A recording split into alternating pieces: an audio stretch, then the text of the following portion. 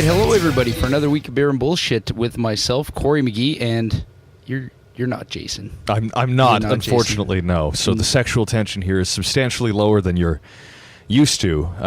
So that's good. That makes me happy. Yeah. I mean, it was pretty difficult having Jay here, and it got a little awkward a few times. Getting all sweaty all the time, and it's a pretty hot basement. I can see that. It is right now, especially. Yeah.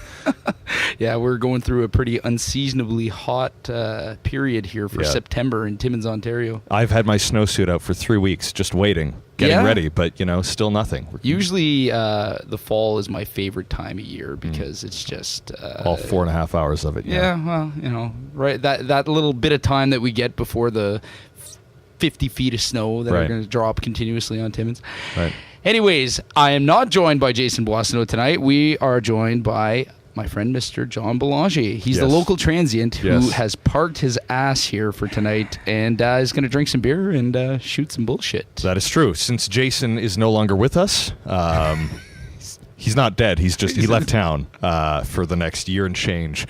So he'll be joining in sometimes via audio and sometimes not at all, and you'll just be stuck with me or some other loser instead. It's true. Many times he won't join in. Many times he won't. Yeah. He's apparently busy. He left town for a reason. So reasons unknown.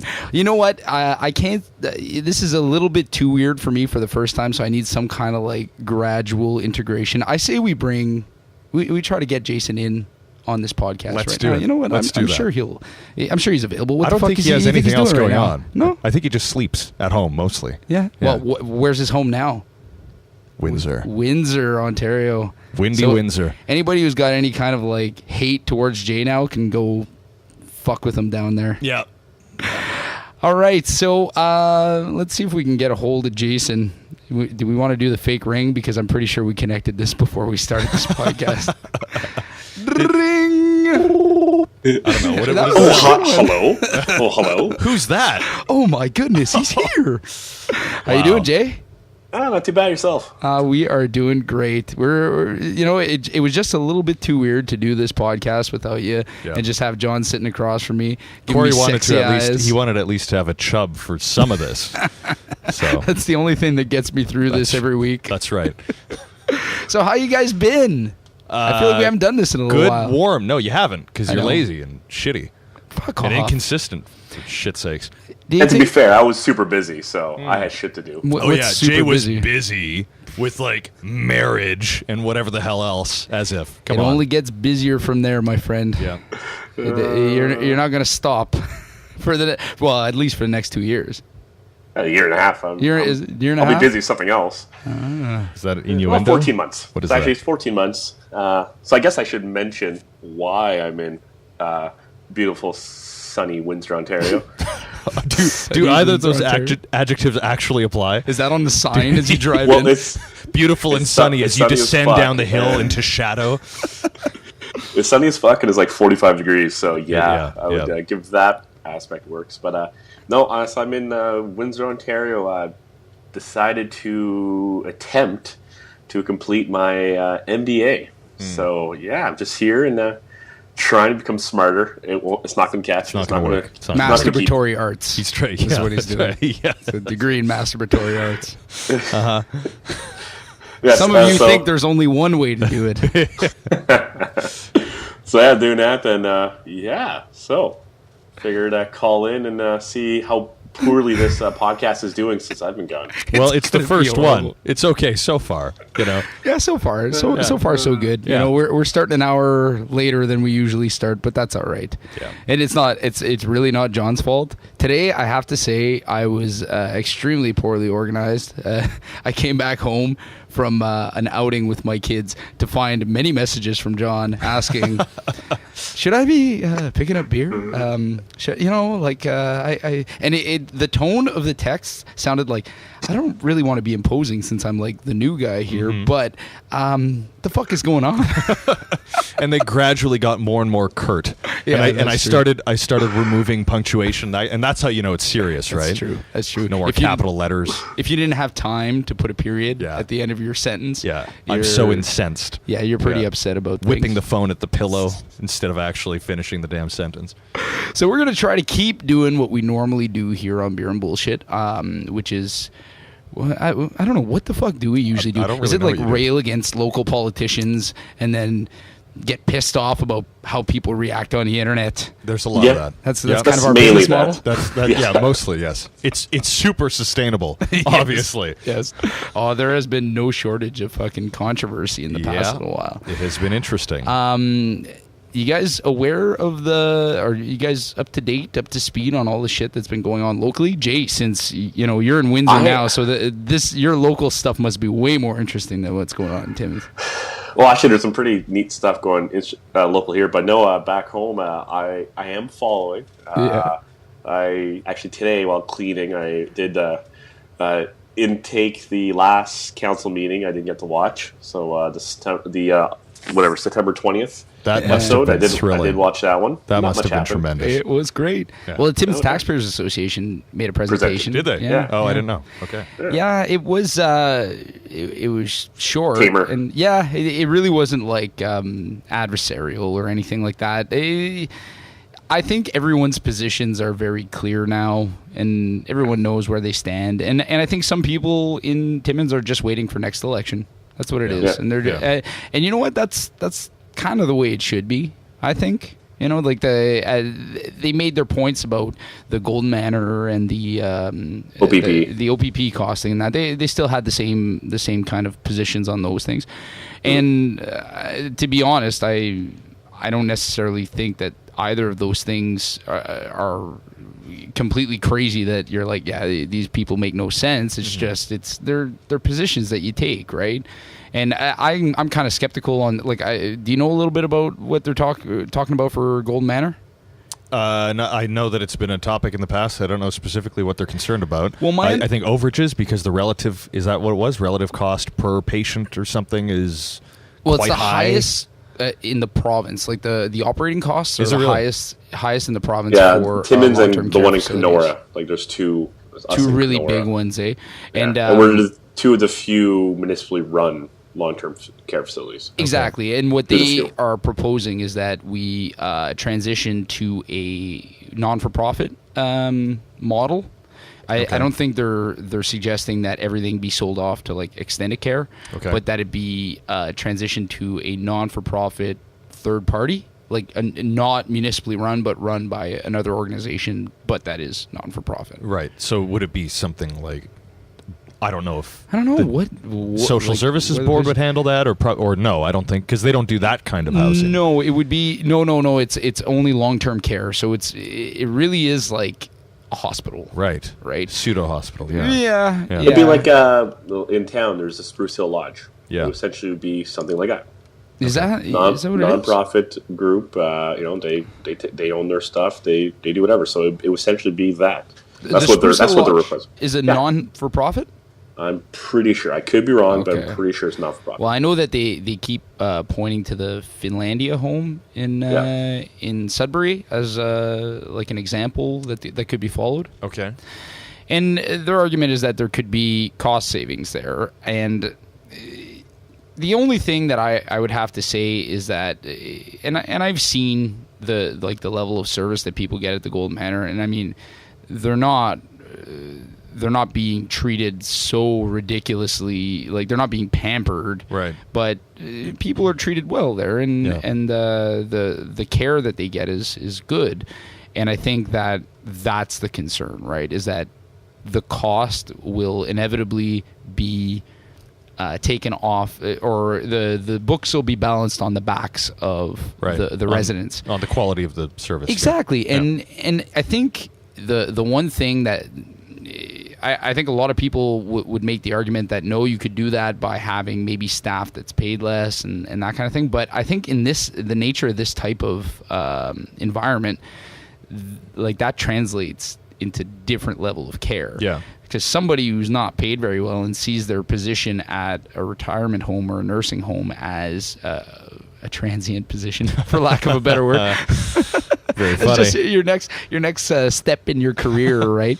Yeah. They might not necessarily care so much to provide that excellent level of care as somebody who really sees it as a long-term employer, right? Some type of long-term employment. And like I've seen the people interact with the nursing staff at the Golden Manor, and the nursing staff, like, they form bonds and relationships, right? These are people that you see every day, and I don't know. I think that's an intangible that needs to be considered and all that too. It would be interesting though to see where are these ridiculous overruns are coming from, like to actually compare it to any other similar kind of old age home thing, and well, it's in operating costs, so it's not in capital expenses. So it's not the building and the like. So replacing. So then it would be neat to look at maybe if it's Spruce Hill Lodge or whoever else.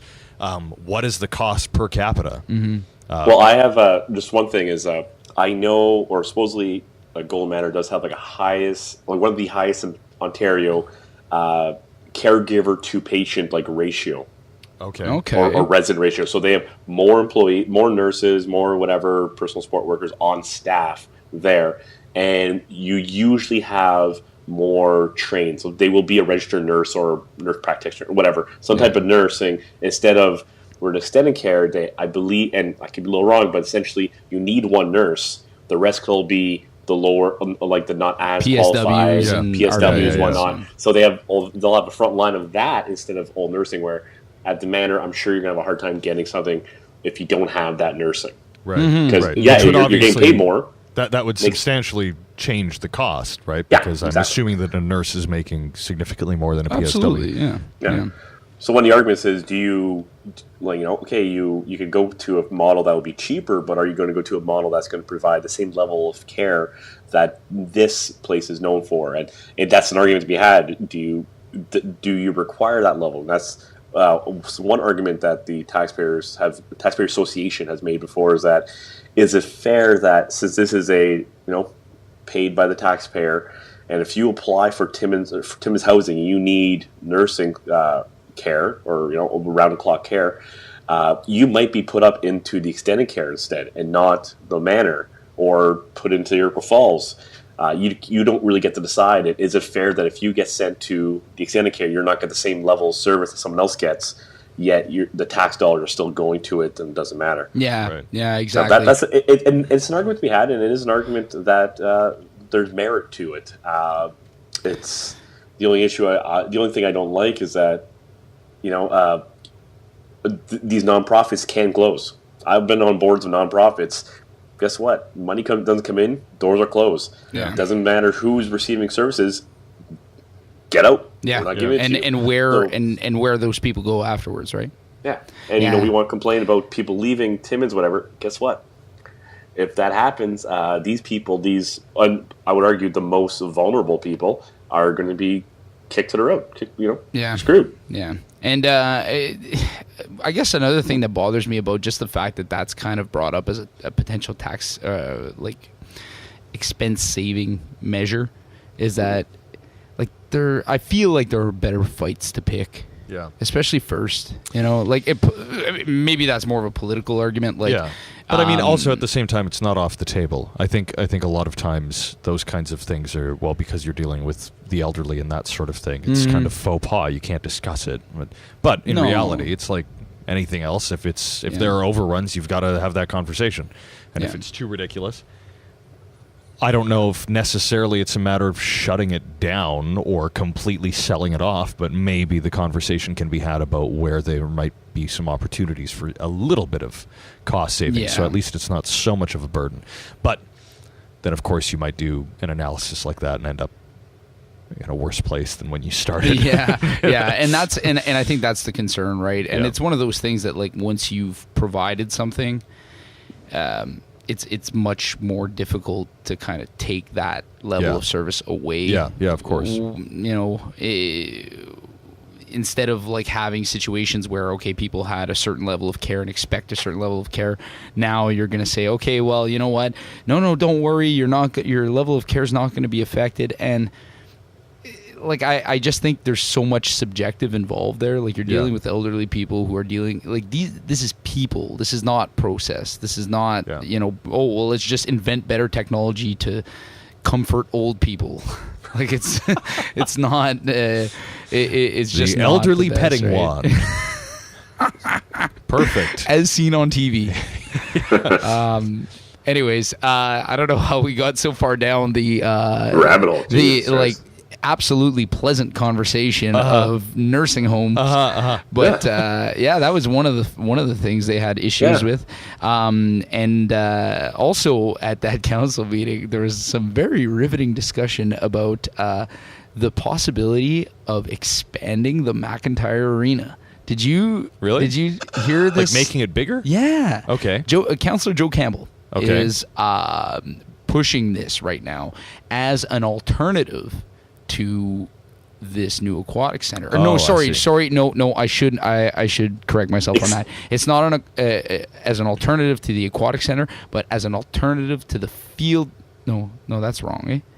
He wants to see the MAC as opposed to the whole thing. Yeah. But one of his big objections to like how large the project is for the aquatic center is the field house component, where they would have the racket courts and those kinds of things added onto it.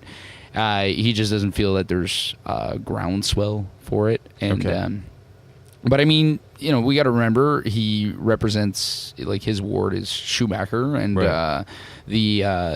obviously people in Schumacher feel very strongly about the McIntyre Arena. Yeah, and I have some sentiment about the McIntyre Arena as well, but I think the idea of shutting that place down, how you talked about there should be no sacred cows, right? Everything should be on the table if we're going to talk about cost-saving measures. Yeah. I think people really need to think about the fact that we have so many arenas. We have old buildings, that maybe some consolidation and shutting down of old buildings and maximizing, really investing resources into a brand new building that is...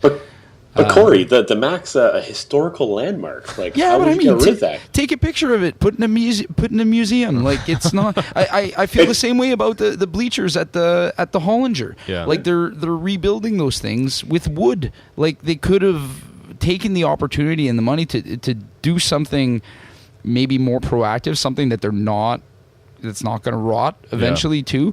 But again, it's all about it being a historical landmark, and it's about preservation, right? But is that what we want our city to be known for? Is just like, maybe we can have some kind of shrine to these historical landmarks in our museum, right? I think that's interesting, because that's one of those things where you see, like, for example, obviously a different scale, but Toronto, in the 50s, they were just on a rampage, and every interesting building in town was destroyed and became a parking lot. Very exciting. Historical parking lot today. Exactly. It's like, this asphalt has been here for years. But there is a danger, obviously, in completely opening it up so nothing is... in terms of buildings specifically, so that nothing is sacred. If you say nothing is historic and nothing has value, and yay, the future, that's great, but it also means that you're kind of losing a lot of historical perspective that might be gained by having some old shit. That said, with these specific things, the grandstands you're talking about, as well as the McIntyre Arena, I don't know if they're old enough or historic enough or interesting enough to really be something that should be protected in the first place. And if they really want to get serious, they can do facade work so the outside remains the same, but the inside gets gutted and redone. And they do that all the time in bigger cities, and they do that pretty regularly. So it's like, look, it's still the front, but all the shit that actually matters has been updated and changed. But I think one of the issues being like they are pretty historic things for Timmins. Like these things have been around for a long time, especially the McIntyre. If I'm not mistaken, and somebody on the internet can definitely correct me on this if I am mistaken, but was it not modeled after the old Maple Leaf Gardens? It's the same architect. Yeah, that's what it is, right? Right. Okay, so there's some connection there. But Corey, it just I'm sorry, I'm gonna no problem. Like, we don't want to hear from you, Jason. You gotta get rid of this thing, and it's it's a connection to the Maple Leaf Gardens. It's this old, it's historic, it's culturally significant to the area. I have two examples. One is the Forum, the other one's Maple Leaf Garden. They got rid of those. Yep. They've replaced them. We could replace the McIntyre Arena. And hey, I love it. Like the two of us grew up there. We played hockey there. He's not referring to me, just to be clear. I am not one of the two of us. Yes, exactly. Yeah. Corey and I. John has not stepped a foot in there. Jason, Corey, and Bambi on ice. I don't like the smell. But no, if you can replace those things, you can replace the McIntyre Arena. Yeah. I would hate. But they haven't replaced. They haven't replaced Maple Leaf Gardens. It's a Loblaws now. Yeah, it's but it's not a rink anymore. No, it's not. Well, no, actually, the top of it is. The top of it is Ryerson, right? Ryerson's practice arena. Yeah, but shit. could they not do something like along those lines? I think the main concern with the city is that the cost of maintaining these old buildings, right? Yeah. And it's not, I don't know what the structural integrity of the MAC would be, but this idea that they have to keep maintaining these old arenas in order to keep them as arenas. Yeah. Like, is there not an alternate use for this building instead of it being an arena? Could it not be sold off to a third party? That the MAC's huge, right? Like there could definitely be some other use for it. Target range. Axe throwing. Indoor target range. Yeah, there you go. Extreme axe throwing, just like axe launching, it'd be called. From I was going to call it a catapult, but it's a trebuchet. There we go. Yes. Far superior. A trebuchet launching axes down the McIntyre, and you have to hit a bullseye at the end of it. Yeah. It would just be fucking amazing. Somebody's got to invent this. All right, guys, let's get on it. I think it exists. Fuck this podcasting shit. All right. We'll call it the beer and bullshit trebuchet range. I don't know what you... It's got a ring to it. Yeah, it's all right. I think that sounds about right. Yeah, you can drink while you do it. Yeah, that always ends well. Yeah, perfect. Sharp items launched at a high velocity. I'm sure the city would completely embrace that idea. 100%. I think the argument really just comes down to are we paying too much to maintain these old buildings as arenas, and would the opportunity of building a brand new building and maximizing new technologies and all of that, is it a better thing for us to do in the long term to do that rather than to maintain several buildings? Yeah, I don't know, and that's something that you could get through a little bit of number crunching. And but I thought they did that. I would assume KPMG so. report, I would assume so. But there also, there may be political motivations and whatever. I have no idea. But I'm thinking once again of the Toronto examples of you starting these grand infrastructure projects, and it turns out that it was Buddy's dream project because he had whatever Ward X, that kind of thing. I don't know. And money gets funneled and whatever. I don't really think that's what's going on here. Yeah, but there's a lot of, for a large city like that, there's a lot of, I'm sure there's a lot of stories of corruption. Oh, yeah. And there's a nice segue into the next story. Eh? Speaking of which, I'm going to go mute for a minute. Councillor Rick Dubois was arrested on corruption charges. Yes. Yeah, so that, I don't want us to speculate too much. And I won't. So everyone knows, I am basically a city employee, so I don't have any insider knowledge or anything. I read the same newspaper, but just so it doesn't look like I have something to share, I will not comment on this. So Jason and Corey, go ahead. Have fun. No, I probably won't comment too much either until more information comes out, because especially when somebody's charged criminally, you want to stay away from having him convicted in the court of public opinion. Yeah, exactly. I mean, I've read enough Facebook comments over the past week to see that it's kind of split down party lines, right? The people who were his supporters before want everybody to wait, and what I'm finding funny is the Alex Joneses of Timmins are coming out. The conspiracy theorists are. This has been lined up. The fix is in. Because he's against this. Yes, my favorite one was like, wow, they must have really not wanted him on the Stars and Thunder committee. I'm like, wow. And you know what's funny is, like, we're laughing about it. If that for some reason comes out in 5 years that there's this leak and it was actually true that this was the reason why he was arrested, some grand mafia connection or something. It would blow my mind. But like, yeah, come on, there's there's like speculating and then there's speculating. Speculative. So Corey, you say that you don't want to pass judgment right away. No. Let things play out. And absolutely, let things play out. Just, you got to see what it's, innocent until proven guilty. That whole thing. Absolutely. But I wonder what our friend of the show, Graham Jenner, would think of that. That whole thing.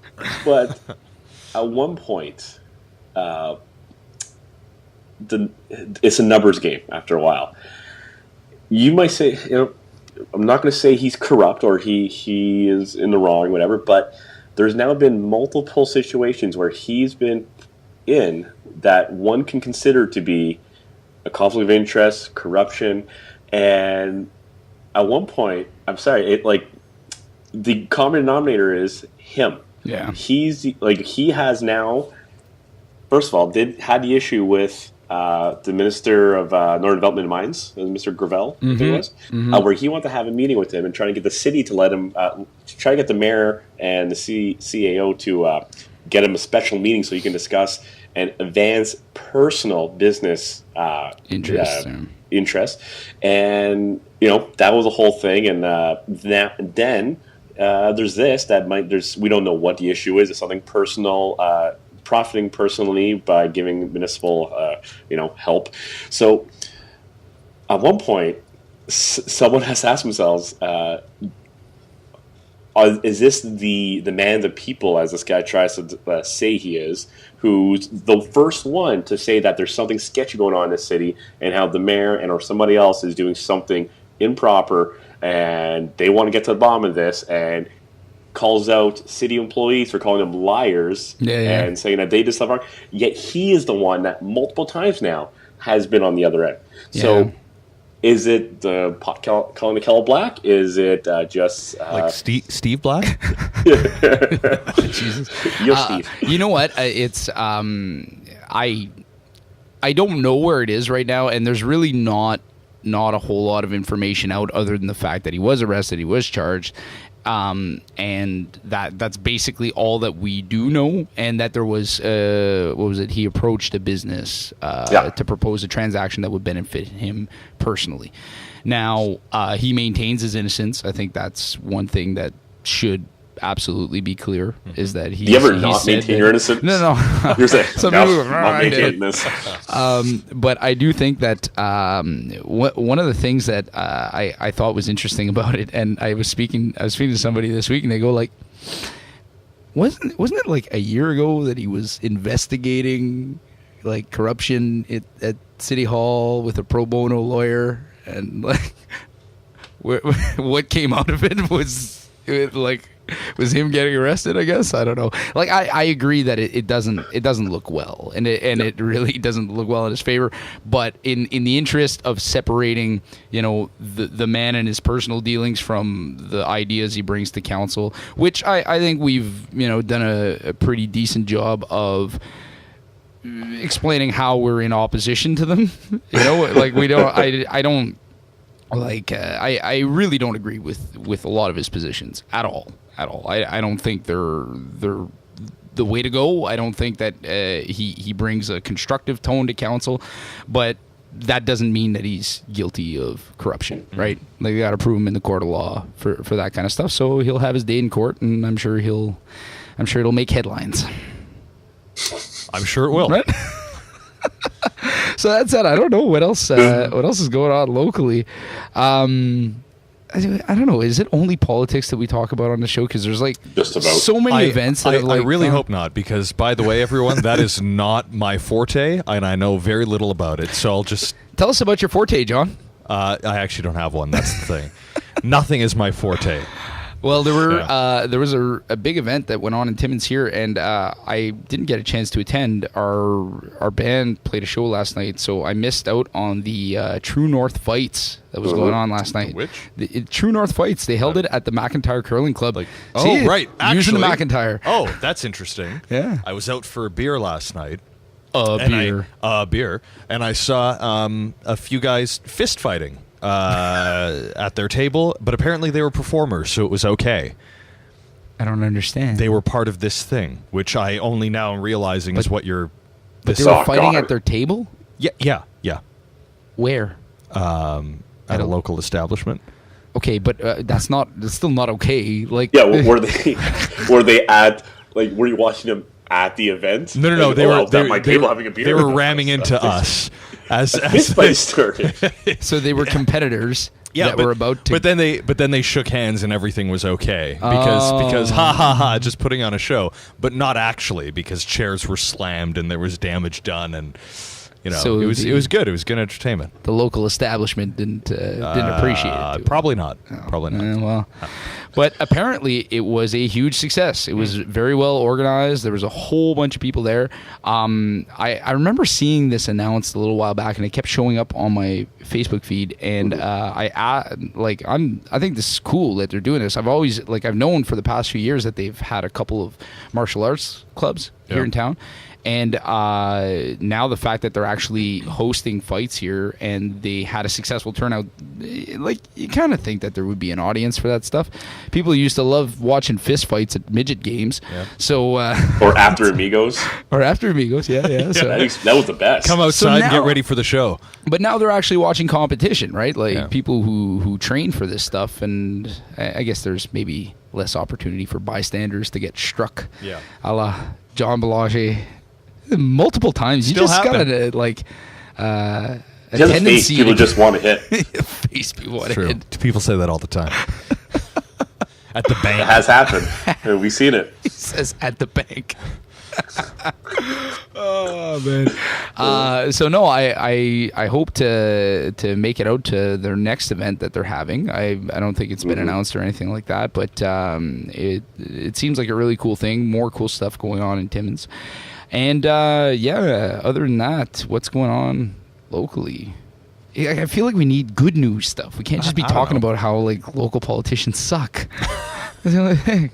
But not that much goes on locally, unless there's like a giant fire or explosion at one of the mines or something. Fire or a snowstorm or something. Yeah. So otherwise it's just business as usual, and there's a little bit of controversy at City Hall, et cetera, and whatever, right?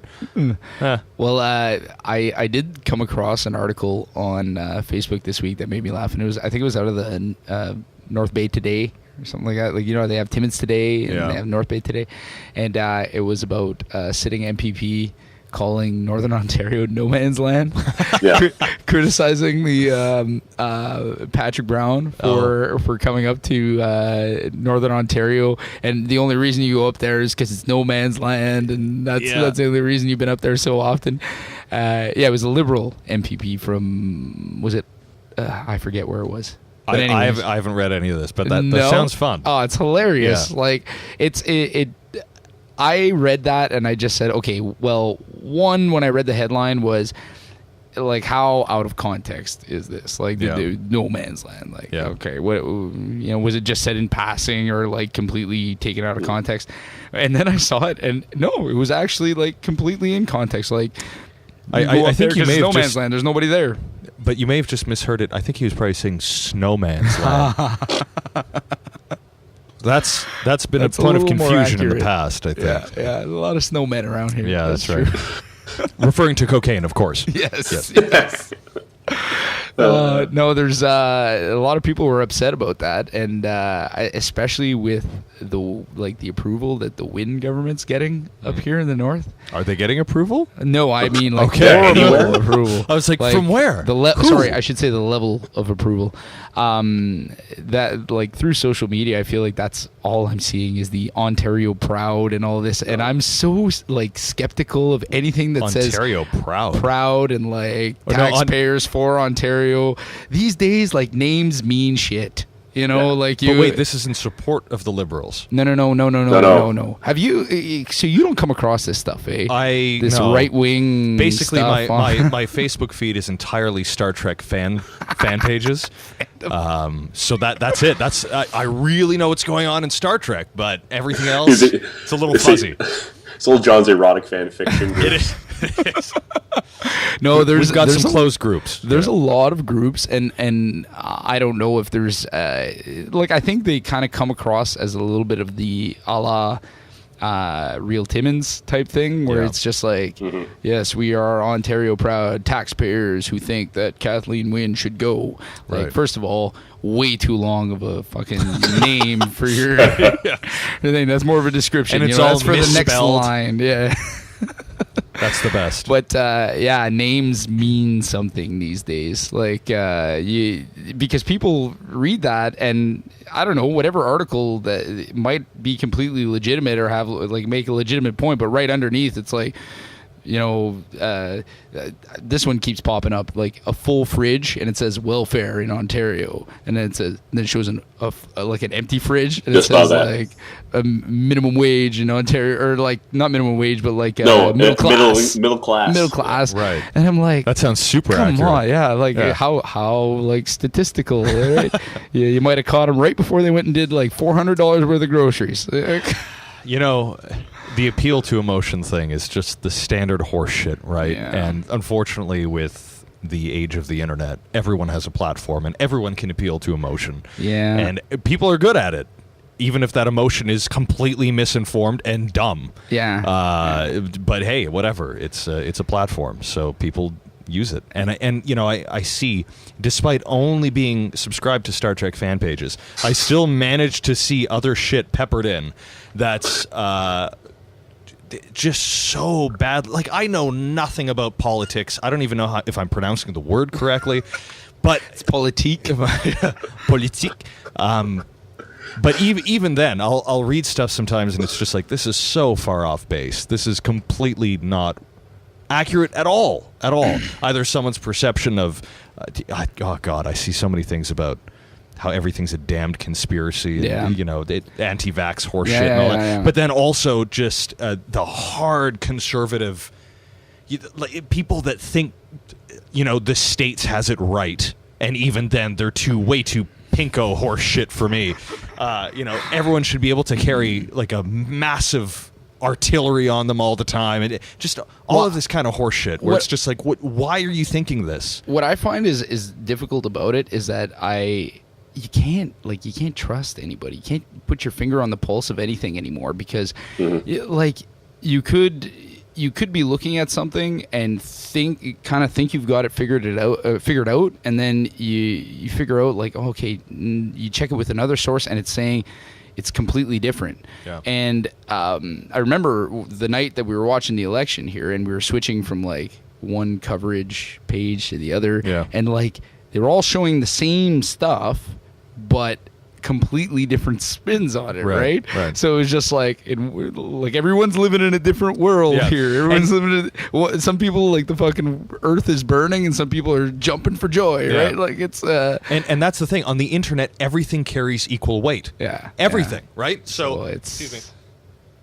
So that means if you're you know, like a spherical earther or a flat earther, those are the two camps, 50-50. No. Both schools There's of no thought. two camps. There's people in the real world. No, exactly. So that's what I'm saying. But if you go on the internet and you search flat earth theory, you'll get a shit ton of stuff. That's true. You'll get a lot of good, well-written articles about how the earth is flat and blah, blah, blah. And then if you search spherical earth, you'll get a bunch of well-written articles about how the earth is spherical, and probably the Wikipedia page hopefully. And what? But the thing is that if you don't have the ability to finesse through the bullshit, your everything is just as valid. Yeah, but it's very hard to do that too, and I find myself just tuning out of it because like just kind of go back to our original point is whenever I see, like I saw an article this week of I don't know if you saw this in Sudbury. There was a soup kitchen, and there's these guys from. They kind of look like bikers. That soldiers of Odin. Soldiers of Odin. That they like Odin as in like Odin. Yeah, Odin as in Odin. Oh, the Norse god. Yeah, and they volunteered at this soup kitchen in Sudbury, and then the Sudbury anti-fascists got wind of this, and they signed a petition and forwarded an open letter or whatever to have these people banned from, because apparently the group is like the name of the group, Soldiers of Odin, comes from like a white supremacist group in Finland. Like it was started in Finland. Okay. And I'm like, and these people are like, they're adamantly just going like, we're not racist. That's not what we're about. That's not what we want to do. We just want to volunteer. And like, they're actually just like Comic-Con participants. Well, they're like, we go out on like patrols and we pick up like needles off the ground and stuff. And I'm like, yeah. And they do have an association to the larger group, right? But they're like, yeah, we cut ties with that larger group when we found out about their anti-immigration, all that. I'm like, why the name? Yeah. Why'd you keep the name? Like you could have called yourself Soldiers of Steve. Soldiers of Odie. Garfield. Perfect. Hey guys, I'm in a group. It's called the Ku Klux Klan. It's not the same. Not the same at all. It just the second one is a C. It's the KCK.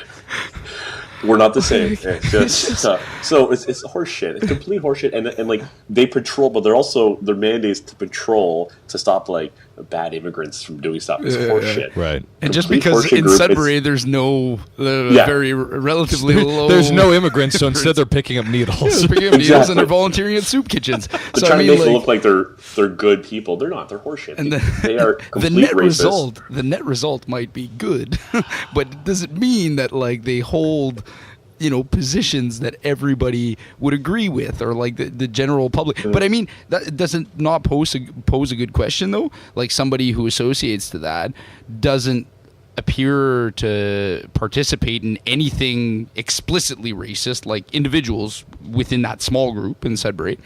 Should they be banned from volunteering at soup kitchens? Like they might be, but I feel like that's such a fucked up question to be asking. There's not a good answer to that. I know. I really don't think so. Because like if anybody asked, like, hey, I'm sorry, if you're that ignorant and you don't understand, or so obtuse that you don't understand that this connection might be not taken right.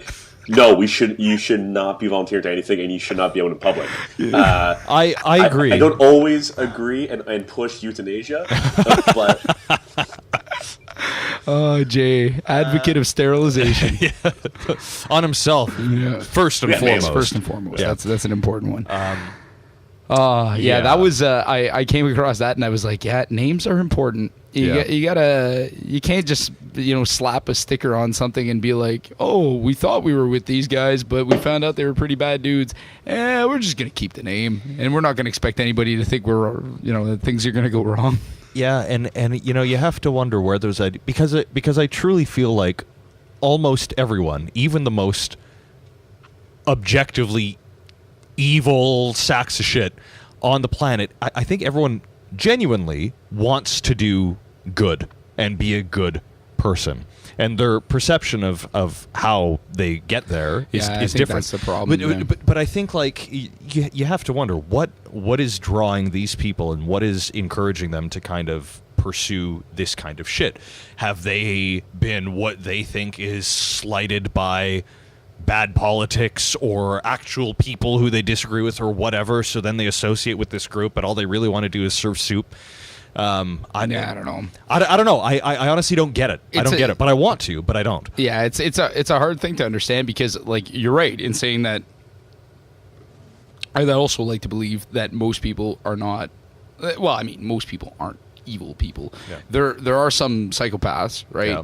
But then there are a whole bunch of like good people who generally want to do good and think that they are doing good. Right. They just have glommed on to really horrible ideas. Right. And Because I think they that's perceive where good. most of the bad in the world comes from. Comes from people, good people doing bad, like buying into bad ideas. Right. That's And all it is. then there's the whole in-group thing, right? Well, of course. You're always protecting your in-group, whatever that is, whether that's Mm-hmm. your religion or that's your race or that's your age group or that's people who wear pants like you or whatever. And I'm not wearing pants. Well, we are done. Yeah. But there's that in-group thinking that's pervasive and that you see all the time. And people I think often are misled into thinking that doing these acts of teamism are actually noble and a good thing. But I think often they're not, and they're damaging, and they're just bad and xenophobic. Yep. And that applies to everything. That you see that with sexes, and you see that with sexual preference, and you see that between races, even though race itself is a kind of a goofy, dumb concept. Yeah, I don't know. It's just I think it's just an opportunity for people to be fearful and act on it. Yeah, exactly. And I think, and there's some people that capitalize on that, right? They can ascend to positions of power by capitalizing on people's fear and uncertainty and that kind of stuff. And I would say it's like that with all the mega churches in the States and like the power preachers and all this shit, who I'm pretty sure are probably some of the least religious people on the planet. They would have to be. Because they are sure not paying attention to what's in the book that they keep referencing 90% of the time. When you're taking helicopter number 16 because 15's in the shop this week. Have you seen some of the... I saw the John Oliver piece that he did on televangelists. Oh yeah. And man, like That's we good. don't have this shit in Canada. Like no, we don't. And kind of kind of made me wish we did. Kind of made me wish we did because like I saw these guys and the one guy who's pointing at the TV and he's pointing at the camera at the person who's apparently sitting on their floor because they can't afford a couch. Yeah. And he's saying, it's like, you only got $1,000 to your name. It's like, you can't even buy a house right now. You can't even pay rent. He's like, you're gonna send that money to me. He's like, and you're gonna plant that seed, and God is going to repay you. Yeah, which is so skeezy. Like, How much of a what a tremendous sack of shit you must be.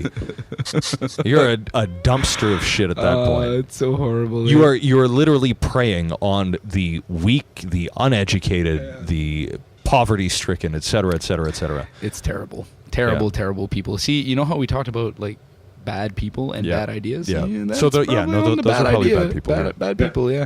But maybe And- they genuinely believe that they're saving the world by saving themselves. Okay, when I saw Even then, it's a bit of a stretch. the but- one guy who had the private jet, and he was like, and the news was kind of questioning him, like, do you really need it? And he's like, no, listen, this thing here is a preaching machine. And those exact words came out of his mouth, and I'm like, how do these people like how did somebody not just snap? Yeah. And like, this guy took all my fucking money. But did you see the? I don't know who it is, but the guy who always shows off his newest car in front of the congregation. No, He drives in his brand new Lamborghini. He's like, "Ladies and gentlemen, look behind me right now. You'll see this brand new Okay, you do the voice way too good. Lamborghini, whatever, X2 650, some shit. And look at how fast it is. This thing can go 0 to 60 miles per hour in less than 2 seconds. But you know that it's little Jesus who's stricken this upon us today and has brought me this sort of enlightenment so that I can pass the blessing of this Lamborghini, this Italian-made automobile, on to you, my friends." But you don't get to drive it. But you don't get to touch it. You can just look at it. It's parked at the front. John, you should start being a preacher. That could be a good podcast. Yeah. All right. Let's just sure. start with like a fake one.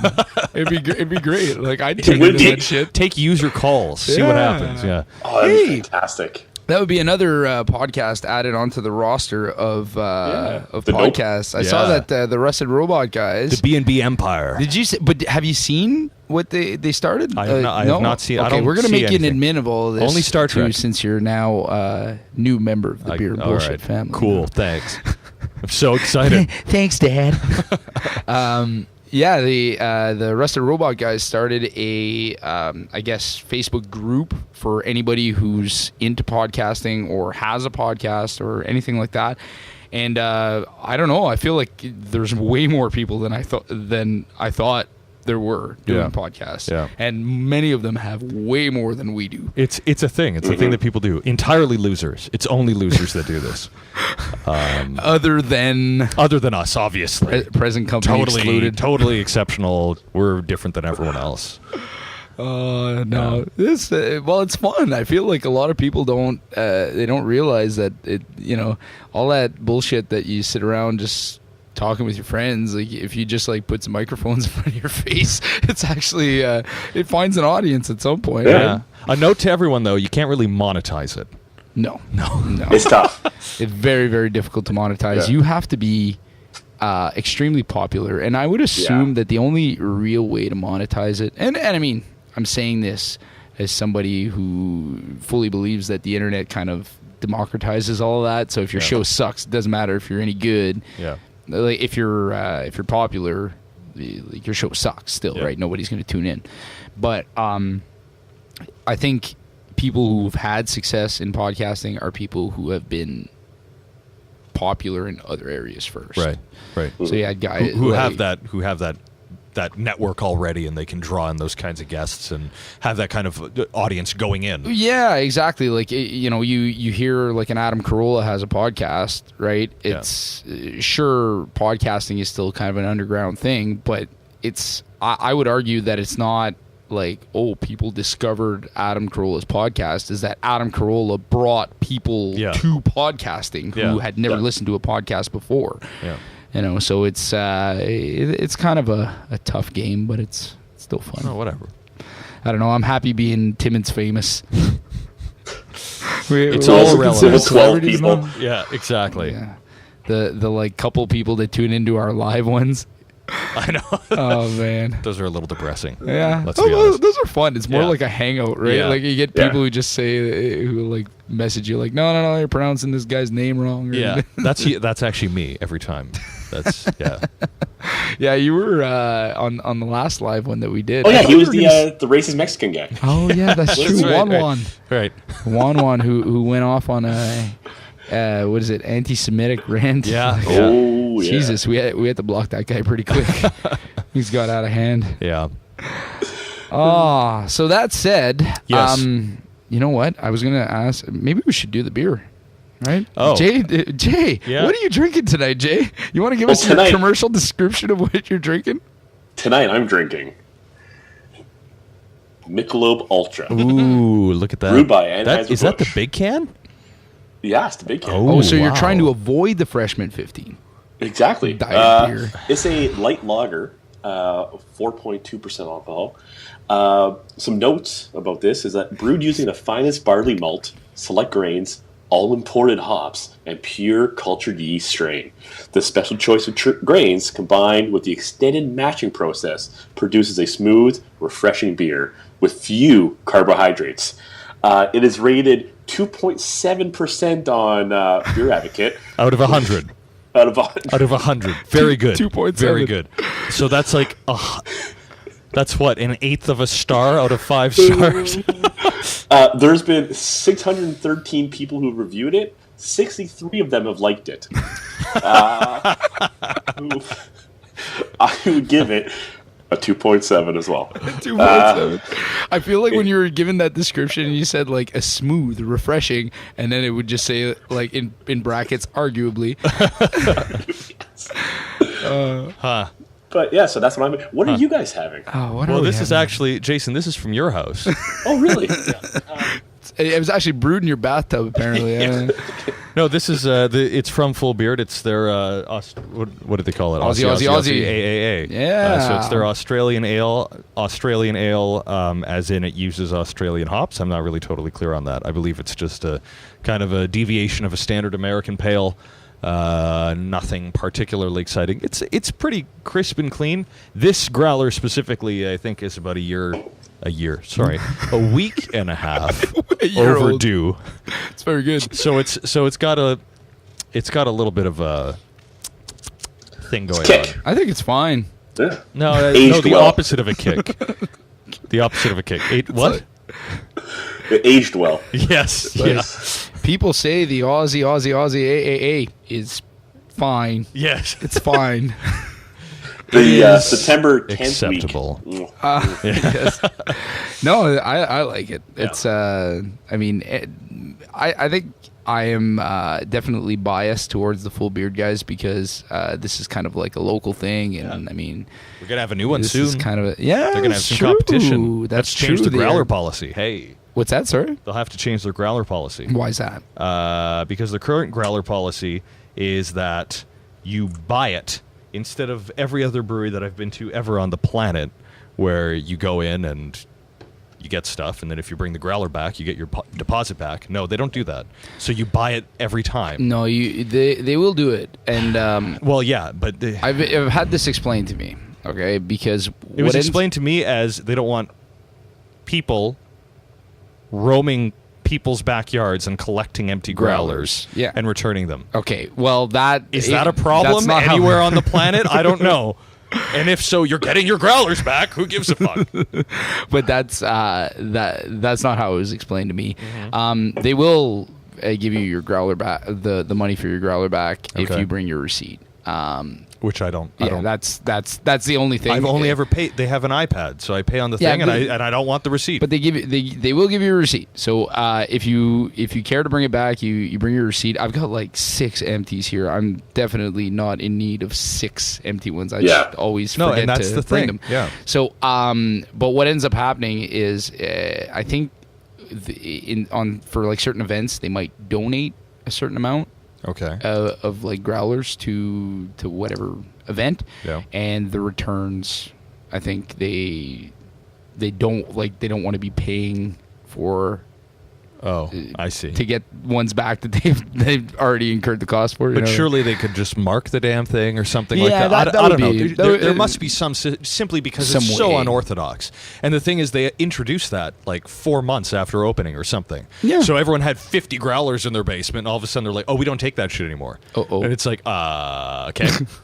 All right, then. Maybe we should get John St. Pierre back in here to maybe. to explain himself to John. Because honestly, I mean, I would like to think that there's some good reason for it, and maybe that's what it is that they shat out a bunch of them, and then they just want to control that. But nonetheless, that hasn't been effectively communicated to people, not me at least. Well, yeah, when you come in, right? Like if you come it's in just with like- a whole bunch of yeah, them, which and is they what I tell did. you, I went in with a "Sorry." handful, and they said no, and I said, "What?" Will they refill them at least for you? Like they'll take them and give you a refill. Yeah, but you can never Reclaim your money. You can never for get them. your money back. Yeah, So you are in perpetuity owning 1 billion growlers. Yeah. So the best thing that you could do is because you only really want like 3 or 4 of these things at Even most. then, At most, really, yeah. Like a couple, right? That it's just I hope that they find some way to solve. I mean, whatever. So you're thinking that the competition is just gonna because they'll be like, screw that shit, and everyone's gonna be like, yeah, growler policy. Yeah, I'm excited. We should. I know way back we were contacted by those guys, the Compass Brewing guys. Yes. But they didn't. I guess their operation didn't get going until just recently, right? Yeah. And it's. They had quite a few delays. It's still not open, but they own the building and they're doing things. Yeah, so like I drove past it today, or was it today or yesterday? And they had like the coming soon outside, and they got the whole big sign up and everything. Yeah. So it looks I just have good. to give a disclaimer. I cannot speak about the situation or anything going on there. I just can't say anything. So I'm going to let you guys talk about this. So you're going to claim conflict of interest here? Yep. Okay, what the fuck is it with you guys? Why are you guys so in on things? There are many I know secret nothing things. about nothing. I in actually this have no town. idea what he's talking about, but whatever. Anyways, but yeah, it wouldn't be too bad to have those guys come on the podcast and talk about their product, because it's always cool to have people in Timmins doing cool shit. So And 2 functioning breweries in this town. it's kind of And neat. Sudbury only has 1. I feel like we need to hold some kind of party in the streets. I mean, Yeah. the perpetual enemy is Sudbury always, right? Sudbury got it instead of us. God damn it. Next thing you know, it's like Compass Brewing coming soon, and then a little sign underneath to Sudbury. Yeah. Building for sale. Shit. Damn it. Oh man, no, it's kind of cool. Like when we went to your bachelor party like a couple weeks back, and we did the whole brewery tour. Like that was my first kind of experience in Toronto, going around to like all the smaller, like real. And those are all just places. the ones that opened in like the last 3 months. Yeah, like and all those breweries badass. are not old. Was it it Blood Brothers that had the garage door? I honestly don't remember. I think so. I don't remember. They all fit. But seriously though, we went to like 5, and they were all within like a 2-block radius of each other, so it all kind of blended together pretty quickly. Yeah, that was a long day of drinking. It was. Yeah, we could have scaled that back a little bit, I think. Was it hot that day? No, it actually rained, eh? Yeah, it was okay, but it was raining. Yeah. Just a couple Ubers around town, just brewery to nothing brewery. Nothing like this Michelob Ultra. Okay, any beer that puts the like nutrition facts on it, I've got a problem with. Like, oh yeah, dude, we really need to know that there's 1 gram of protein in a can of Michelob Ultra. There's 4 grams of carbohydrates. Nice. Well, low carb beer. 120 calories. I actually think. Are you on the keto diet? I actually think that's a good thing, though. I think that they should be putting that kind of shit, because for whatever reason, alcohol has always just been, because of weird government horseshit. Oh, you don't get the label, but everything should get the label. Why? Why not? Everyone knows alcohol is not good for you. We don't need to be reminded. Yeah. But I mean, I do. Why not? I don't want alcohol that is good. Make for it me. consistent. Like, but you can still just have the label. Like they shouldn't be exempt. The label does tell me that it's not a significant source of saturated fat, trans fat, cholesterol, sodium, fiber, sugars, vitamin A, vitamin C, calcium, or iron. So nothing that could be potentially good for you. So you're saying if you're getting a cold, you should definitely chug a lot of beer. Well, especially Michelob Ultra. Yeah. Just go nuts. 1 second. Oh, John's got he's got like baby bladder. He doesn't know you got to piss before. He's an old man. Anyways, we move on to some. We were just talking about some provincial stuff. Oh yeah. Okay. Speaking of Sudbury, they had the premier on the stand this past week. Yeah. There's that bribery trial, I guess, going on. In Sudbury. Have you been following that? Not much. You know what? I've been wanting to like kind of see what it is, but it's like literally it's going on every day. I've been busy. Yeah. Just kind of pretending to be a student. Again, oh god, oldest guy in the class, but actually one other guy's older than me. But anyways, I haven't been following it enough, and I really kind of want to, but it's gonna be interesting to see it. I still think that whole situation was just messed up. It's just fucked. Like they screwed up doing that. Like, why would you even mention the word? Why would you even say it? Like reward. I think that's the word is reward. And we reward our people and we do whatever. Like I don't know exactly how he came out, but I've been following Gilles Bisson's Facebook, and he's right in there, right? He's giving press conferences after days of testimony, not involved in it, but just like really hammering the Wynne government. But one of the things that I followed it mostly when it first came out. I think it was it 2 years ago? Essentially right after that by-election. So about 2 years ago, because it was about a year of the guy in that position. Yeah. The NDP sitting member Joe Cimino, right? Joe Cimino. When he stepped down, he stepped down for family issues, which always kind of. Was it family issues or was it like health? I know well, he said family issues and family whatever, but like when I hear family issues, I'm not saying this is what it is, but I always assume the worst. Like the worst. Well, Corey, if you're going to call and say about?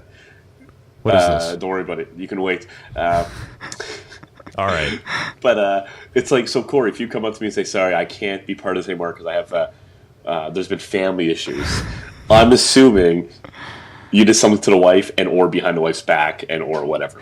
Oh, okay. So I know what you're saying. I know what you're saying. That's the first thing you think of? Yeah, my head didn't go there, but I mean, that was the least salient part of that whole thing. Oh, I thought absolutely. What ended up happening afterwards, where they were like, okay, there's going to be a by-election. We want to run Glenn Thibault. So we have Andrew Olivier, who's who ran actually really good campaign. Close. Yeah, before, and they just basically they submarined him, and they basically told him, hey, listen, if you don't voluntarily step down, we're going to appoint Glenn Thibault. And it kind of they are allowed to do that as a party, right? Are they not? Absolutely. They're not allowed to offer him something in exchange for that, but they could have just appointed Glenn Thibault as the candidate. Problem is that doesn't look very good. This guy was selected by the membership, right? So if he if they force him out of it, it's kind of like subverting democracy, right? It's even though it's not. Have there been any results from any of the? No. Well, there's the trials going on right now. They're in court, right? Right. So I've been hearing about it. I'll listen to CBC radio in the morning as I'm driving to work, and it's just it's the updates every day. Yeah. And they actually had the premier she went. That's fine. Right? And she didn't have to, right? She did that voluntarily. She wasn't. Yeah, she wasn't legally required to. She wasn't subpoenaed. Yes. Yeah. The thing is, I remember when this came out that that the conversations were all recorded. The audio from the conversations were recorded, and people were like, "Oh my god, that was recorded without my knowledge," and blah blah blah. Why would he do that? And then the guy's a paraplegic.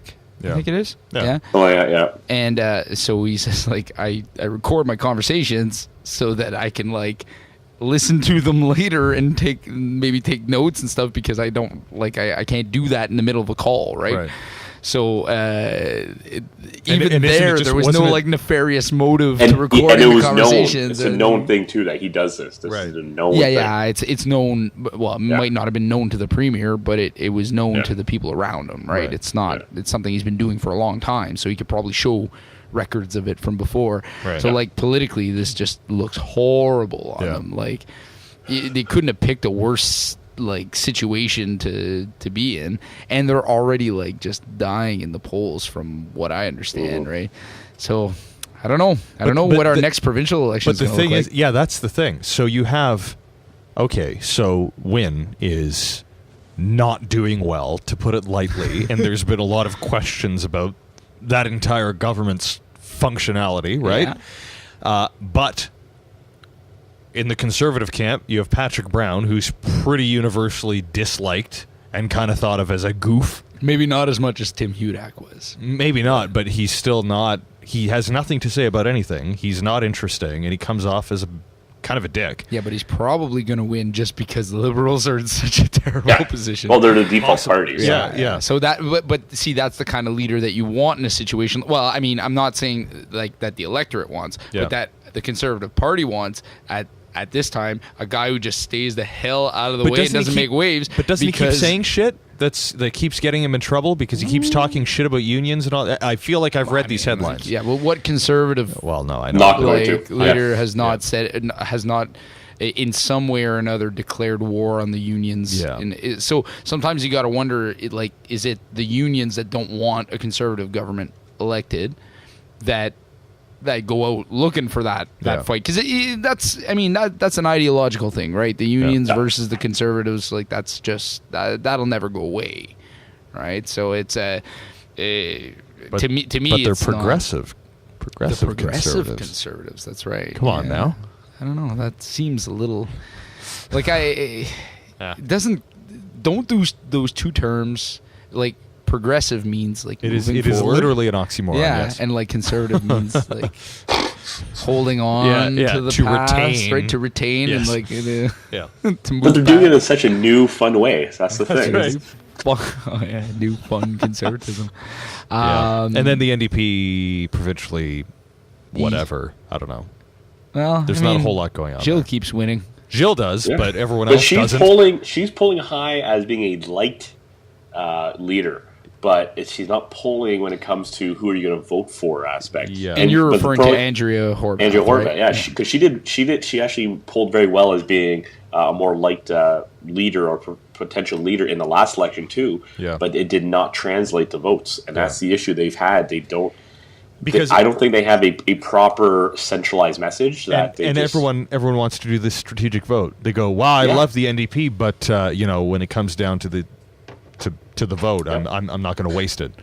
And the ridiculous thing too, if no one thought that, they would keep Yeah. getting in. But because everyone thinks that, they keep chronically not getting in. Yeah, they're like So the they have Ralph Nader of exactly. like, So they have an image problem where they need Yeah. to say we are actually a legitimate party who can actually win this, folks. But that's a whole other thing, right? well, and I think the NDP, like both federally and provincially, kind of suffer from that image. Yeah. But I don't know, my man Charlie Angus there, he's doing well. Yeah. holy shit. Yeah. I don't know Interesting. if I'm having like Facebook bias here. Yeah. Of seeing, like, he's and the I leader- only see his stuff. But If he's like, the leader of the party, he's no. Oh, you mean if he is? Gotcha. Yeah. And then he comes back on here. Imagine that. We'll have at least 150 views. It'll be off the charts, orders of magnitude. If he's the leader of the party, Yeah. and then is elected prime minister, Imagine. Oh my God! And it all started right here. 200 views. Not- Dare I say 200 views 250 on this even. podcast? Imagine 250. 250. Yeah. We could go that We high. can do it, folks. Have you got our backs? Oh man, He actually has. Oh, you he's know doing what? good. He's doing Strategically speaking, versus the three others, I think he might be in the best position out of the four to potentially win it, because I think he, for good reasons or not, alienates the least people, which is not necessarily what you want in a candidate. But just in terms of his policies. And I would everything. disagree. You I would don't- you don't- disagree. you really- I think. I mean, I think the NDP by its very nature alienates certain people, right? Yes. Like Yes. No, you're right. every party has their base, Yeah. right? But And- I'm talking for like not for So you're talking about swing voters, like people who their vote is up in the air, they have not made up their minds years in advance. and I'm talking not about to be leader of the party. I'm talking about for a potential prime minister run. Yeah, I gotcha. And so the reason why I think that is just like the NDP in general, like there are people who have voted conservative their entire lives. Yep. They'll never vote anything but conservative. Yep. And it's not necessarily because like a lot of that is probably more linked to their heritable personality traits, right? Yeah. It's just this is how they function, this is how their brain works, and that's more or less the conservative base, Yeah. right?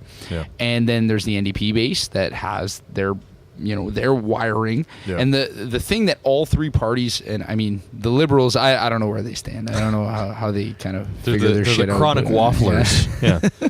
but there are people who obviously identify with the Liberal Yeah. Party and they have a base. But the people that all three parties are interested in are the people who vote Right. based on who they like, Right. what the policies are, The who fudge has the factor. best hair, Yeah. all that shit, right? That's how who Trump people got are- in. That's the whole thing in the States. That's Well, yeah, he He fired up people who didn't vote, who hadn't Right. voted before, right? And a bunch of people abstained who Yeah. who were just like, I have no interest in any of this shit. So Exactly. so the whole thing skewed in a way that no one really expected. No, exactly, and Yeah. and it's but for the NDP itself, I think that like what Charlie Angus has been able to do, it seems that he's got the personality to go out there and find amongst the people who maybe haven't identified traditionally with the NDP, Yeah. to find their, dare I say, for lack of a better term, their inner socialist. Yeah. And just be like, this, or their inner democratic socialist. Right. Because that's Right. what the NDP would much rather be identified with. Yes. Right? Yeah. So they're inner democratic socialist. So he's really doing a lot more of what Bernie Sanders did in the States. Like really getting down to the grassroots and trying to connect with them. That's what his message has been all about. And I feel like it's given people who people who just regularly wouldn't be interested at all in politics go like, maybe I should give a shit about this stuff. Yeah. Like Yeah. maybe I should care about it. And he's right there scooping them up, right? Yeah. So I don't know. Maybe I think that would. He's bringing a different dynamic to politics, and I think it's. I don't know if he'll end up getting. I don't know if Jagmeet will be the Hillary to his Bernie. Hey, Jagmeet. But Jagmeet right now has brought in a lot of members, signed up a lot of members who are going to vote on who's going to be leader. Yeah. I do think the NDP has this issue of out-progressing itself and going to progress itself into a hole. So I think literally there's no strategic aspect. If I look strategically, I'm literally looking at a Charlie, maybe even Nikki Ashton. You're positioning yourself to be, you're going to get that vote. The issue, and people know and have said it, there's a lot of racists in Canada. Yep. I'm not just saying there's there's a lot of racists everywhere, but you just will not get votes because people are going to vote on what they're comfortable with and what they're used to. And guess what? You're going to lose vote. You might get a couple of votes for being that progressive. Yeah. In-group thing. So, I just think it's stick vote. But that said, I think it's, as much as I completely agree, and that's what I was saying before about the most mass appealable, whatever. Mm-hmm. That said, I think that's horseshit, obviously, and I don't think that that's a good reason for us to be selecting people. And I understand that the reality is that it will have an effect on the outcome. It's horrible. Of course it will. It's kind of like a sad state of affairs. Exactly. Yeah. But ultimately, that shouldn't be what matters. What should matter is the person's policies and whether or not they are functional in that position, period. Did you see that crazy lady who interrupted him at his... And millions of views. He handled that very well. Millions of views. Oh, yeah. He did. And he did. He didn't order... Well, I mean, if had it been Trump, he would have ordered her punched in the face or something like that. But what did he say? We love you, we support you, and she's yelling at him about Sharia law. Not wrong religion, lady. Wrong religion. He's a Sikh. Did you see her response video? Did you see her? No, I did not see the response video. Her response video. She's like, oh, she's crazy. She's like, oh, I know he's a Sikh and not Muslim. That doesn't matter. What I'm looking for, and she goes on, it just makes her look even more crazy. Yeah. I don't know how, but it does. It was interesting. Unfortunately, there are a lot of people like that. A lot more than you would want there to be. But do you know what's... Ultimately, there's still just a fragment, but still. Do you know what I think's a huge problem in all of this? Is the lack of humility. I think people, and I'm going to say that extends across the political spectrum, because there's people there's the crazy people on the right who are just, of course I know he's not Muslim, he's Sikh, and it's his policies that I'm opposed to, and I believe that he is associated with Sharia law and blah, blah, blah, blah, blah, blah, whatever, right? And it's you get those people that are just absolutely so sure of their ideas on the right, all the way to the left as well. And then there's people in the middle who go yeah, you know what, I could be persuaded by a convincing argument, and I think things through. And sometimes I think, yeah, you know what, that's a valid opinion.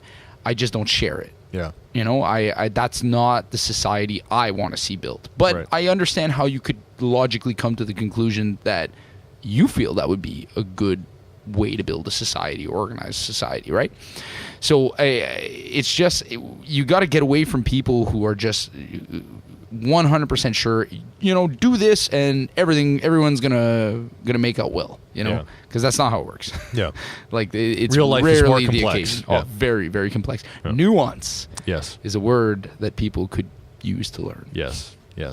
And here I am being sure of myself about how everyone else is horrible. These are the best words ever spoken. Yes, that's right. I should start. I think I'm going to start being a motivational speaker. Yeah, I think you should. I think that's a good second career. Yeah. I feel like there's so many of those people online now. And you can pull your Lamborghini up to the stage and you can say, "Ladies and gentlemen." The televangelists, they're the first ever entrepreneur motivational speakers. They get it, man. They understand how to manipulate people and work it to their advantage. It's actually pretty impressive in a very gross way. Maybe Jesus was doing that too. It's maybe Jesus, he was just a motivational speaker and walking around. He's like, I can help you with that. You have gout? I can cure that. It's like Tony Robbins with God. Yeah. Oh, man. I've upgraded from a 1-hump to a 2-hump camel, ladies and gentlemen, through your support. The 3 Series. 3 Series camels. Nice. Yeah, the 1 Series to the 2 Series, yeah. Oh, man. So yeah, like we said, sad state of affairs. Yeah. So anyway, politics, horseshit. Enough of all okay. that. Jesus. Have you got something you'd like to talk about, Yeah, John? Star I feel Trek. Like there's something. Oh, fuck me. We did the last podcast we did was like entirely about Star Trek. No, and when? I like sat here learning. Which one? Learning. Which one was all about Star Trek? We did Rusted Robot. Oh, okay. We Well, must yeah, have I didn't listen to it. You I don't should. know. Okay, well, maybe I'd like it. I should have been there, probably. Yeah, we talked Honestly, about. you John, should have we been there talked about- instead of me. Yeah. Yeah, I was like, because we talked about the new series. We Yeah. talked about the ships. We talked Okay. about everything. All right. Well, We did talk I about missed everything. all. I don't That's know. why I know All you're.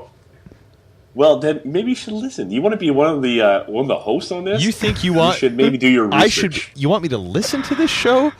Hold on a minute. You will double our audience. Yeah.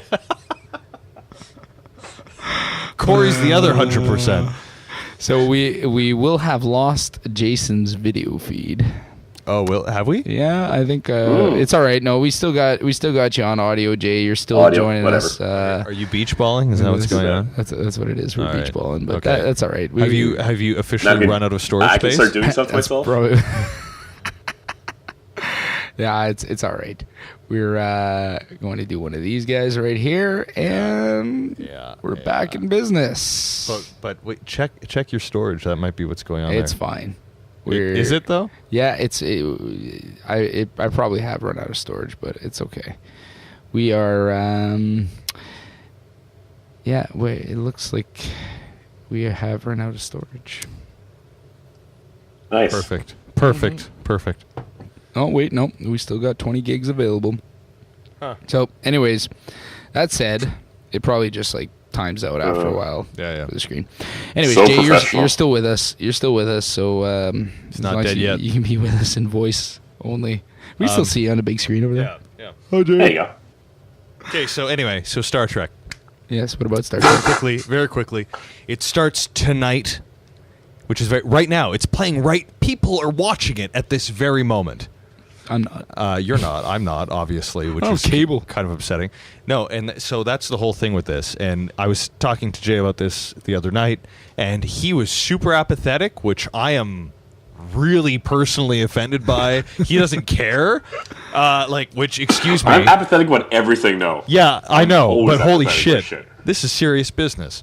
So Bell, Yeah, it's super serious. This It's is a goddamn super TV show. serious. This A is fucking sci-fi TV show. Get the fuck over it's yourself. not just a sci-fi TV show. It is a hopeful sci-fi TV show, which is very rare. Thank you, Jason. The one sci-fi where humans actually didn't completely shit the bed and actually did well. Yeah, but Right? Yeah, That but doesn't exist. Humans always shit the bed. I know. You got fucking North Korea Okay. firing So it's the missiles over Japan Fine, and threatening to fine. detonate an H-bomb in the Pacific. But for those of us who are We suck. optimistic, it's nice to see what it could be like if we didn't completely end up in our own dust. That's true. Okay, anyway, so That's a good point. I like Star Trek for that reason, obviously, and William Shatner karate chopping people in the neck. Yes. But yeah, so the new series starts tonight, but because we're in Canada, Bell bought the rights to it. And because it's Bell and they're super evil, they have decided that if you're not on their cable package, then you have to get a 24-hour delay before you can stream it through their streaming service, Crave. Which means that everyone's going to be internet wrecked and ruined. And I bought a Crave subscription specifically to watch this show. And now I'm going to get internet spoiled. Has to wait a fucking day. Goddamn. Have you never been on the internet? Have you never been on the internet? Have you never been, Jason? And Jason. Also, John's opinions do not reflect the opinions of Beard Bullshit Podcast. We will not badmouth our overlords at Bell TV. We're on a Bell fiber Canada. op connection right now. Oh, whatever. Anyway, Jason, have you never been on the internet? Do you honestly think that I will make it 24 hours without getting completely nuked for the storyline? Maybe on Monday when you go to work, you could do something and not check. No, I Reddit mean and literally whatever else. you get Google News ding dongs on your phone about the plot of the first episode. What? Like, come on. Who sets Google fucking notices about? Guess what? Get what Jason. the spoiler was on the end of this episode. It does it Oh my based God. on your interests. and it knows that all I subscribe to is Star Trek fan pages on Facebook. So no, John, that's what it sends me. It is fan fiction erotica. That's right. Just remember, it's a difference. So I get those news notifications as well. Thank you very much. Anyway, God. Very exciting that after 13 or 14 years, fucking hilarious. after 13 or 14, or maybe it's more like 12 or 13 years since the Star Trek series, we now have another Star Trek airing on TV, albeit in a different way. So everybody who is tuning into this podcast now, from now until what, December, December, we can expect to hear a lot of Star Trek talk. literally every single episode. Like, we're going to change the name of the that. podcast. It's going to be what? What rhymes with beer and bullshit that has to do with Star Trek? Tribbles and something. Tribbles and something. But I want it to be something in Romulan ale. Has to start with an R. Oh, there you go. Yeah. Anyway, I don't know. Whatever. Anyways, hey. So let's talk about something John's really gonna have a lot to say about. All the football guys taking. Oh my god. Yes, John. What are your opinions? Actually, if you wanted to be on the, I almost said WNBA. My brain keeps going there because Jason's getting his NBA, so obviously I keep thinking WNBA. The freaking. What's the party that we were just talking about? The NDP. NDP. Manitoba Thank you. NDP is what you're Holy talking shit. about here. All right. So, yeah, Manitoba NDP just elected this chum to his as their leader, as their party leader. Wob Canoe. Which, by the way, not Jason. Canoe, not Canoe. Although Canoe. that is a fun coincidence. Kinew. Yes. I made that mistake when I first, I was looking him up because I heard him on a podcast once. And I wrote Rob Canoe. I fucking felt like a moron. I'm serious. I heard him on the Propaganda podcast, and I was like, fuck, I gotta listen. I gotta, find out who this guy is. I'm like, what did they say? Wob Canoe? Okay, yeah. Rob Canoe. Yeah. Okay, all right. And that's my interesting. That is incorrect. Quote on Wob Canoe. That's very white of you, Corey. I know, it's horrible. So this is a book. Jason, did you know Katie Mallow took this picture? Fuck off. Yeah. Really? This is her picture. Look at the credits at the back. Cover photo, Caitlin Mallow. You know that? Can we show funny the picture? Story. Can you put it from the camera so I can see what the picture is? Well, oh yeah, sorry. Funny camera. story. She took this picture from an already taken picture. It's a photograph of a photograph.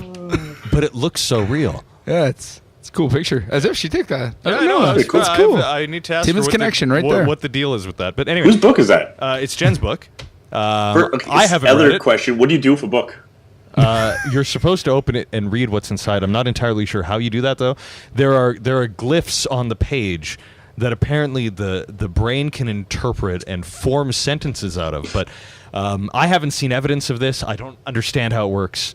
I am currently doing my MBA, and I've yet to read more than 2 books in my life. So I am really working hard and trying to continue this long streak of not reading. Keeping illiteracy alive. Jay, right here. You are totally Jacques Lemaireing this life. I am. John has no idea what you're talking about. I don't know who that is. Any Habs fan will absolutely relish in that reference. Anyways, okay, tell us about The Reason You Walk. I don't know anything about it. I'm just showing the book. Because he was recently. Yes. You read this. So he was elected as the head of the Manitoba NDP, but the Manitoba Conservatives have made it their job to try and politically assassinate him very, very, very quickly by bringing up all his shitty past decisions and rough earlier life choices. Mm-hmm. But it's interesting. I mean, if he can... Talking to the mic, please. If he can... I just turned away for a second. I was just looking at the cover. If he can turn this into something that is accepted by Manitobans.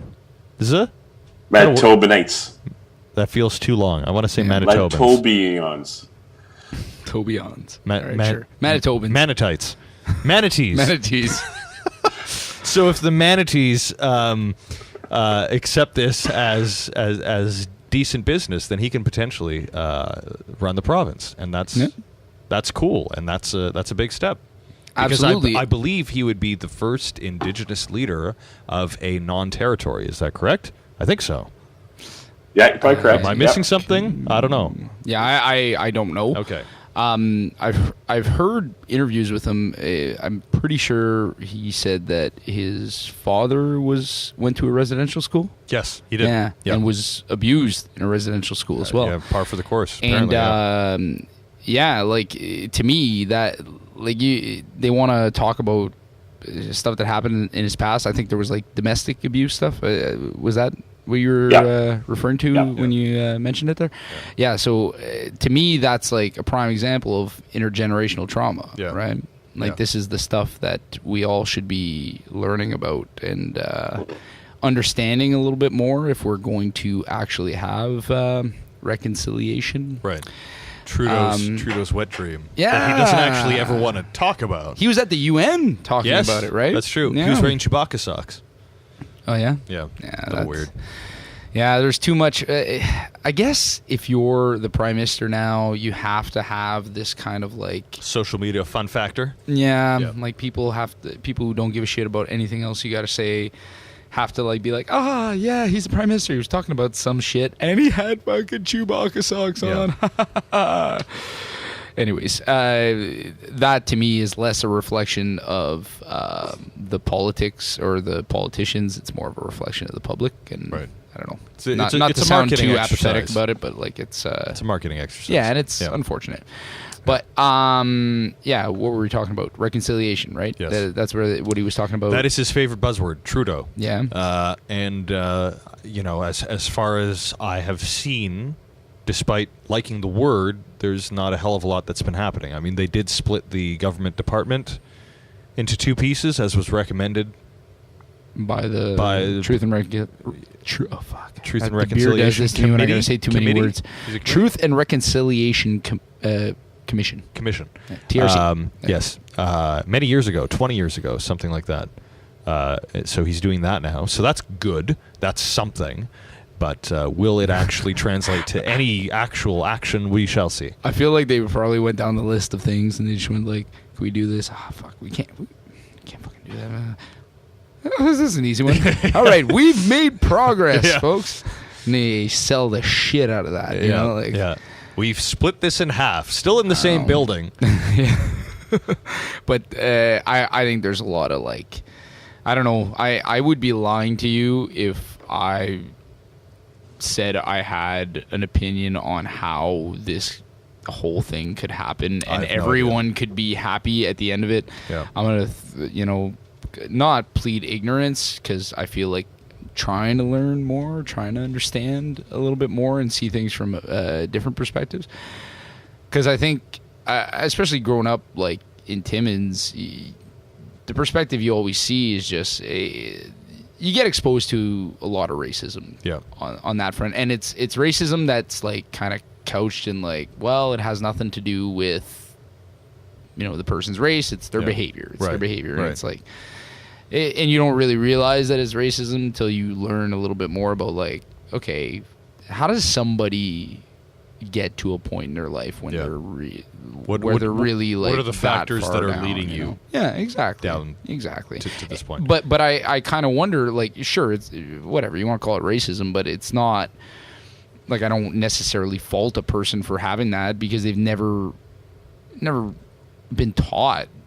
what happened or what. And that's a big part of it. Obviously, education and awareness are the first hurdle in, it was like solving any problem. I remember grade 10 history was the only time I'd ever heard anything about a residential school. But honestly, like if you were to go into the streets and canvass and say, random people, what's a residential school? What's the 60s scoop? Well, what's any of this? They might know the residential school. They might be able to tell you like that it's bad. Like maybe might I don't know. Well, it's in the news a lot in the past but few a lot of years. people don't watch or listen or click on the news. So. But I mean, like I think a lot of people would be able to offer an opinion on it. Some people offer extremely ignorant opinions. Some senators offer extremely ignorant opinions. Jesus Christ. Like, can you be more unaware of your surroundings and like sensitivities and shit like that? And like, I'm not trying to say that sensitivities are the only thing that matter, because it's not like, oh, we should like watch our language or not be able to discuss ideas. But when you're a senator in Canada, like you should be expected to have some level of understanding of the history and understanding of like when you say certain things. Like, had Jean-Guy at fucking Tim Hortons, no offense, Jean-Guy, I fucking love you there, but like if Jean-Guy at Tim Hortons had said the exact same thing, there would have been not nearly as much outrage, mainly because most of the people at that table would have shared that opinion.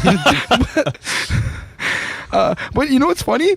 I was sitting at a pub in Toronto, I don't know, maybe a couple, like 2 months back, and I heard some guy say the same thing. Yeah. And like, it fucking took me aback, and he said and just for the record, like whatever this lady said, that like, well, some of these schools did, like, the history is not really clear, and like they did they actually did a lot of good, and right. Providing education and all that kind of stuff, which, like, that's fucking beside the point. That completely, like, you're not understanding the grievances here. What is like, the problem in the first place? And you're obviously not appreciating that. Okay.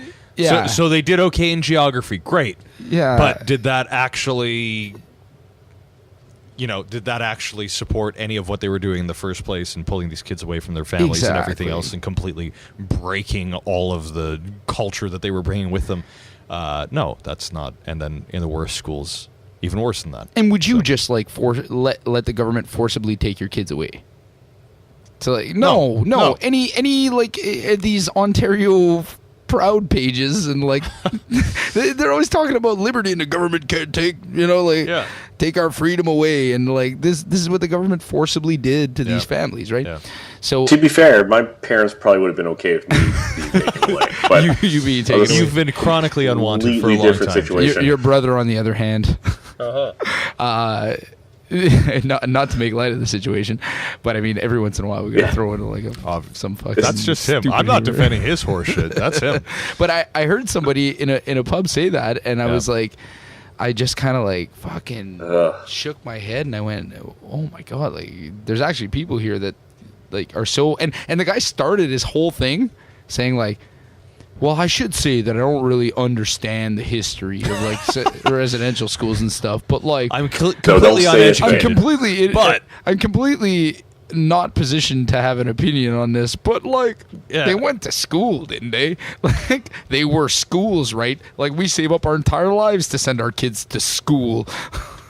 Like, it's fucking I feel ridiculous. like you have to have such a complete misunderstanding of what was actually happening to Exactly. think like, well, this was a respectable public institute. But I think people need to acknowledge that and I mean, like, we're three white guys talking about this right now. Of course. But I'm going to do this very explicitly, like, acknowledging that I want to understand more, but I don't. I can't say that I do. I read Charlie's book, and that gave me that honestly changed, like, completely fucking turned my perspective around, even just around the structuring of education on like First Nations versus like in the provinces and all that kind of stuff, how things are funded and all that. Like I was like, oh, I didn't know any of that shit, and that really kind of went, oh, it kind of I don't know, it turns on a light bulb, makes you think like, okay. Yeah, I understand why there's a problem here. It's not just about like more money, right? It's there's an actual problem that needs to be addressed. So, Jason, poor connection. And you're back. Yeah, guy.